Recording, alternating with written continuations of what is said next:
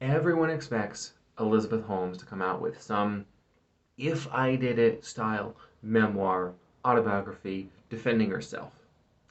Stupid move. Stupid move. What I am about to say, I say without irony and not as a joke.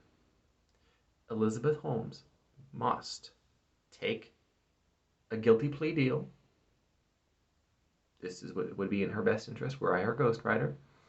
And then, and then, lean into her sin. The Bad Girl's Guide to Becoming a Billionaire. Do the opposite. Forget this. Oh, but I was manipulated by my boyfriend and I didn't know what I was doing, blah, blah, blah. Screw that, okay? Lean into it. Too many public figures, they deny, they pretend they're the good guys and gals, they protect reputation, all this stuff. I am working on my 64th book right now. Joshua Lisec, the Ghostwriter, by the way. This is what I do. And when I'm talking to an author about the best spin on their book, the best spin on the book that she can possibly put out there, her memoir, Bad Girl's Guide to Becoming a Billionaire. And in that book, I would recommend that she include every manipulation she deployed on her targets, investors, the public, employees. Lean into that persona of the villain. I think from an ethical perspective, this would be useful because then, by studying her methods, you could defend against those tactics yourself. You could know what to watch out for. And so if there's any part of her that can be redeemed, that is not beyond her own, as you could say, wily ways, it would be that. So that is a book that I would unironically ghostwrite for Elizabeth Holmes. I recommend that she publish. She probably has a literary agent. So literary agent, this is the book that she needs to do. The Bad Girl's Guide to Becoming a Billionaire. Lean into the sin, call it out, quit pretending that you didn't know what you were doing, quit pretending you weren't manipulating people, quit pretending you weren't using coercion and absolute lies and just gutter trash that you were. Because you were, and everyone knows it.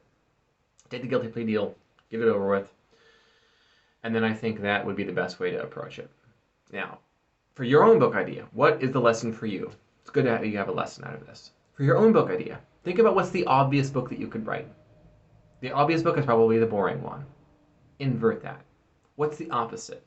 Not what's the worst book you could write, but what is the opposite of the book you have in mind? Well, in this case, the tell-all memoir where all she does is defend herself and no one believes her. She says, "Yeah, I'm guilty, and here's how I got away with it for a while," and it just teach everything that she did to become the first and the youngest female self-made billionaire in the world history, at least recent world history. So let's say you have a life story that you want to write. You have some experiences that you want to share. Well, invert them. What's not necessarily what's the worst version of it, but what is the wow, that's odd, that's unique, that's different. And maybe your case you want to defend yourself. Maybe in this case you want to tell your side of the story. Well, will it sound like you are whining if you're just telling your side of the story inside of your autobiography, your memoir? Could.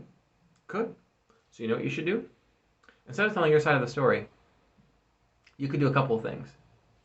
You could analyze stories like yours. You could, let's say there's a terrible thing that you've suffered at the hands of someone else, and you want to bring attention to that. You know what you could do? Is you could write the book that exposes false accusers, the tactics of false accusers, which lends you credibility, lends your accusations credibility. You could tell the story of how people do this sort of thing and often get away with it. You could analyze the tactics and the techniques that manipulators, these victimizers, these bad people use, and you could include your story inside of other stories. You could write a book that is, you could call it history, you could call it textbook, you could call it an analysis of true crime, for example, and how many of these crimes go unpunished, yours being one of them. So you see what you're able to do there is you're able to now include your story as part of a set of credible and accepted as true cases. See? You go from this person hurt me, to, oh wow, this person hurt you and I believe you. So that's an example. That's an example of what you can do, what you can take away from the Elizabeth Holmes memoir that needed to exist. Take care. Don't get scammed. Joshua Lisec.